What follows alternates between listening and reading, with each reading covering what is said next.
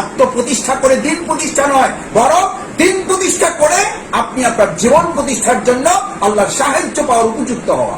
ইসলামী ছাত্র শিবিরকে আমরা ছাত্র জীবনে ব্যর্থ হতে দেই নাই। বৃহত্তর জীবনে এসে ইসলামী ছাত্র শিবির আমার দিকে আঙুল তুলে কেউ ছাত্র শিবিরকে ব্যর্থ প্রমাণ করতে চাইবে, এটি হতে পারে না, প্রশ্নই ওঠে না।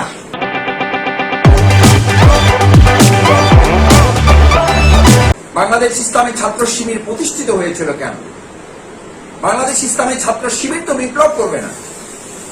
বাংলাদেশ ইসলামী ছাত্র শিবির থেকে তো কেউ ইলেকশন করে না, নির্বাচন করে না। তাদের কাজ কি? ছাত্র শিবির প্রতিষ্ঠিত হয়েছিল কেন? কি কারণে প্রতিষ্ঠিত করা হয়েছিল? ছাত্র শিবিরের লক্ষ্য কি ছিল? উদ্দেশ্য কি ছিল? এখন কি উদ্দেশ্যে কাজ করছে?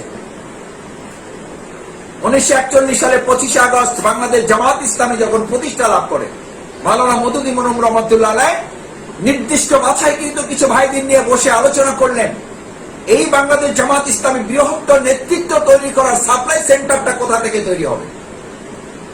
এখন থেকে 10 বছর পর, 20 বছর পর, 40 বছর, 50 বছর পর এই আন্দোলনের নেতৃত্বটা সাপ্লাই কোথা থেকে হবে, সাপ্লাই সেন্টারটা কি হবে? তখন সবাই আলোচনা করে সিদ্ধান্ত নিলেন সাপ্লাই সেন্টারটা তো হলো ছাত্র সংগঠন, সেখান থেকে নেতৃত্ব তৈরি হবে। এই চিন্তা করে প্রতিষ্ঠান কেন্দ্রিক একটা সংগঠনের প্রয়োজনীয়তা উপলব্ধি করা হলো এবং বাংলাদেশ জামাত ইসলামী তৎকালীন লোকেরা দীর্ঘ আলোচনা করে বাংলাদেশ ইসলামী ছাত্র সংঘ নামে একটি ছাত্র সংগঠন বাংলাদেশ জামাত ইসলামীর নেতৃত্ব পূরণের সাপ্লাই সেন্টার হিসেবে ইসলামী ছাত্র সংঘ প্রতিষ্ঠিত করেছে।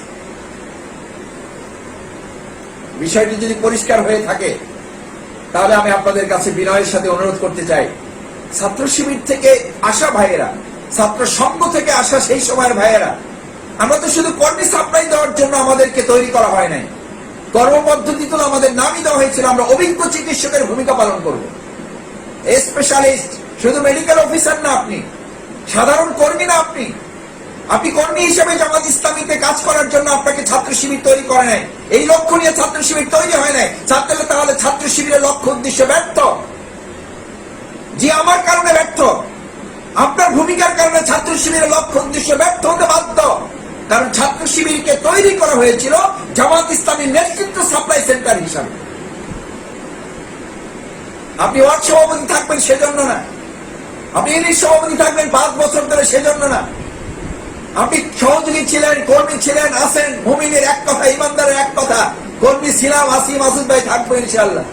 আমার রাজশাহী ইউনিভার্সিটির এক কর্মী ছিল, মাসুদ ভাই কর্মী থেকে যদি সাথী হয়ে যায় একজন কর্মী ঘাটতে হবে না? বলেন, এটা কি হতে দেওয়া যায়? একজন কর্মী ঘাটতে এটা মেনে নেওয়া যায়? অসম্ভব, এটা হইতেই পারে না। বললাম সর্বনাশ, আপনার তো বিরাট যুক্তি, কঠিন যুক্তি আপনার, আপনি কর্মী ঘাটতি মেনে নিতে পারেন না, সেই জন্য আপনি সাথী হচ্ছেন না। কি অদ্ভুত যুক্তি তার, কি মারাত্মক বুদ্ধিমত্তার পরিচয় দিয়েছেন তিনি। অথচ ইসলামী ছাত্র শিবির প্রতিষ্ঠা করা হয়েছিল এই লক্ষ্য নিয়ে যে ইসলামী ছাত্র শিবির থেকে কর্মী সাপ্লাই হবে না, ইসলামী ছাত্র শিবির থেকে জনশক্তি সাপ্লাই হবে না, নেতৃত্ব সাপ্লাই হবে। তাহলে বলবেন যে সবাই থানা আমির হবে, সবাই মহানগরী আমির সেক্রেটারি হবে না, কিন্তু সবাই এমন ভাবে প্রস্তুত থাকবে যে ইউনিট সভাপতি থাকবে, কিন্তু তিনি এরকম থাকবেন, তিনি চূড়ান্ত সম্পদের অধিকারী থাকবেন, জীবন এবং সম্পদের চূড়ান্ত বাজি রেখে তিনি ইসলামী আন্দোলনে ভূমিকা রাখার প্রস্তুত থাকবেন, যে কোনো সময় চাইলে যেন তাকে থানা আমিরের দায়িত্ব দেওয়া যায়। এটি মারাত্মক আরেকটি আত্মঘাতী কথা, আমি প্রতিষ্ঠিত হয়ে দিন প্রতিষ্ঠা করব, এটা রীতিমতো ইসলামী আন্দোলন আল্লাহর দ্বীনের প্রতি কিছুটা অবজ্ঞা প্রদর্শন করা শামিল। অথচ এই কথাটা কিন্তু আমরা হরহামেশা বলে বেড়াই, প্রায় বলে থাকি, মাসুদ ভাই, বারি ভাই, সোহেল ভাই, হেলাল ভাই, বুলবুল ভাই, আমাকে একটু প্রতিষ্ঠিত হতে দেন। আপনি প্রতিষ্ঠিত হয়ে ইসলাম প্রতিষ্ঠা করবেন, ইসলাম আপনার কাছে এত ঠেকা পড়ে নাই। মাস্টার্স পাস করেছি কিছু করে চাকরি করে খাওয়ার জন্য না, পিএইচডি ডিগ্রি করেছি এটার জন্য না যে মানুষ আমাকে সম্মান দিবে, এটা করেছি ইসলামী আন্দোলনের জন্য। কেউ যেন আমাকে কটাক্ষ করতে না পারে, আমাকে যেন হ্যাঁ প্রতিপন্ন করতে না পারে, আমাকে যেন ছোট করতে না পারে, দিন প্রতিষ্ঠার কাজ যেন মাথা উঁচু করে করতে পারে, বাতিলের মোকাবেলার জন্য আমাকে কেউ বুদ্ধিভিত্তিক কাজের জন্য আমাকে হারিয়ে দিতে না পারে। আমি প্রতিষ্ঠিত হয়ে দিন প্রতিষ্ঠা করবো, আপনার কাছে ইসলামে এত টাকা পড়ে নাই, বরং ইসলাম আপনাকে উল্টো বলছে দিন প্রতিষ্ঠা করো, আল্লাহ তাআলা দুনিয়াতে তোমাকে বোনাস হিসাবে প্রতিষ্ঠিত করে দেবেন। আপনি ভাবছেন মাসুদ ভাই এটা কোথায় পাইছেন? বাংলা সাহিত্যে? আপনি বাংলা ছাত্র, উপন্যাস থেকে বলছেন? না, উপন্যাস থেকে বলছি না, এটা মহাগ্রন্থ আল কোরআন থেকে বলছি। فأما من أعطى واتقى وصدق بالحسنى فسنيسره لليسرى। আল্লাহর দ্বীন প্রতিষ্ঠার জন্য নিজেকে নিবেদিত করো, আমাকেই শুধু ভয় করো, রিজিককে ভয় করো না, চাকরিকে ভয় করো না। ওয়াসাদ্দাকা বিল হুসনা, আর আমার এই নীতিমালাকে যথার্থভাবে বিশ্বাস করো, এটাকে ধারণ করো। ফাসানুয়াসসিরহু লিল ইউসরা, গোটা দুনিয়াটা আমি তোমার জন্য সহজ করে দেবো। ওয়া আম্মা মান বাখিলা, আর যদি এই ক্ষেত্রে কৃপণতা করো, নিজের মতো করে জীবন পরিচালনা করো, সময় দিবা না, পরিশ্রমের কোরবানি করবা না, সময়ের কোরবানি করবা না, মতের কোরবানি করবা না, কার্পণ্য করবা, কৃপণতা করবা, অর্থের কোরবানি করবা না, অস্তাক না, এটা তোমার বাড়াবাড়ি, এটা তোমার সীমা লঙ্ঘন, এটা তোমার লাগামহীনতা। ওয়াকাজ্জাবা বিল হুসনা, এবং আমার নীতিমালাকে রীতিমতো অস্বীকার করা, আর তার পরিণতি হচ্ছে ফাসানুয়াসসিরহু লিল উসরা, গোটা জীবনটা আমি তোমার জন্য কঠিন থেকে আরো কঠিন করে দেব। যে ব্যস্ততার মধ্যে এই ব্যস্ততা আরো তোমাকে গভীরে তলিয়ে দেব, ব্যস্ততার গভীরে তুমি হাবুডুবু খেতে বাধ্য থাকবে, ব্যস্ততা থেকে তুমি আর সেখান থেকে বেরোতে পারবে না। আত্মপ্রতিষ্ঠা করে দিন প্রতিষ্ঠা নয়, বরং দিন প্রতিষ্ঠা করে আপনি আপনার জীবন প্রতিষ্ঠার জন্য আল্লাহর সাহায্য পাওয়ার উপযুক্ত হওয়া। আপনি প্রতিষ্ঠিত হয়ে দিন প্রতিষ্ঠার সময় আপনার জীবনে কোনো কালে আসে নাই, আসবে না, আসতে পারে না, অসম্ভব। সেজন্য স্লোগানটা চেঞ্জ করতে হবে আমাদের। আপনি প্রতিষ্ঠিত হয়ে দিন প্রতিষ্ঠা নয়, বরং দিন প্রতিষ্ঠা করতে করতে আপনি প্রতিষ্ঠিত হওয়ার চেষ্টা করলে আল্লাহ তাআলা বরকত দিবেন, আপনার জন্য সহজ করে দেবেন, না হলে আরো জীবনটা কঠিন থেকে কঠিনতর করে দেবেন, ব্যস্ততা দিয়ে দুই হাত পরিপূর্ণ করে দেবেন, অভাব জীবনে দূর হবে না।